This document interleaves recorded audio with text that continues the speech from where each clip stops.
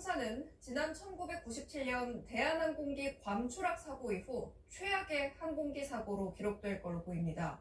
오늘처럼 항공기 착륙 과정에서 사고가 나며 큰 인명피해로 이어진 경우가 몇 차례 있었는데 이 내용 안희재 기자가 정리했습니다.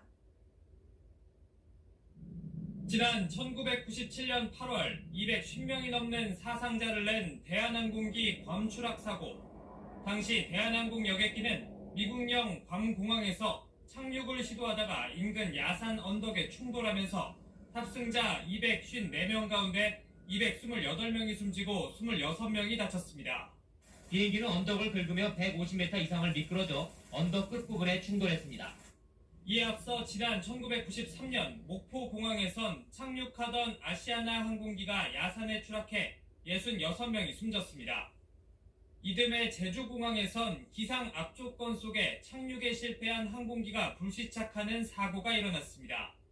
사고기는 활주로 동쪽 끝부분에 있는 2.5m 높이의 공항 울타리를 들이받은 뒤 다시 50여 미터를 미끄러져 지난 2002년엔 중국 국제항공 여객기가 김해공항 착륙 과정에서 사고가 나 130명이 사망하고 36명의 중상자가 발생했습니다. 2013년과 2015년엔 미국 샌프란시스코 국제공항, 일본 히로시마 공항에서 아시아나 항공기 착륙 사고가 발생하며 많은 인명피해를 기록했습니다. 1991년부터 지난해까지 발생한 항공사고는 국적기 기준 모두 130건, 사상자는 961명에 달합니다. 해마다 약 30명이 항공사고로 죽거나 다친 셈입니다. 반복되는 항공사고 가운데 역대 최다 사망자 수를 기록한 사고는 1997년에 발생한 괌공항 참사가 꼽히며 이번 사고가 그 다음으로 많은 희생자를 낳은 항공기 사고가 될 걸로 보입니다. SBS 안시입니다. 외국 주요 언론들도 한국의 사고 소식을 실시간 속보로 전했습니다. 한국이 정치적 혼란을 겪고 있는 가운데 사고가 일어났다는 점을 짚었는데요. 또 동체 착륙과 폭발의 원인을 집중 분석하면서 사고 항공기 기종에 주목했습니다. 김영아 기자가 보도합니다.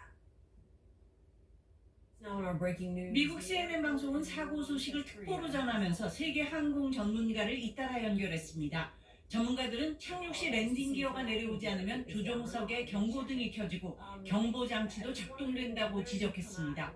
And there's warning systems for that as well. There are multiple warning systems in place to prevent such an accident. 그런데도 한 차례 회항까지 한 후 끝내 동체 착륙을 시도한 건 그만큼 당시 상황이 급박했을 거라고 추정했습니다.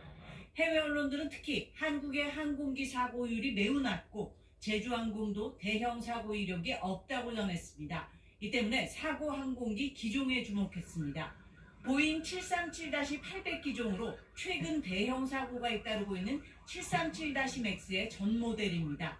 전 세계에서 매일 하루 너댓 편씩 운항되는 상업용 항공기의 주력 기종입니다. 만약 사고 원인이 기체 결함으로 확인될 경우 파장이 그만큼 커질 수 있다는 겁니다. 보잉은 사고 직후 사고 희생자 유족에 애도를 표한다는 입장을 내놨습니다.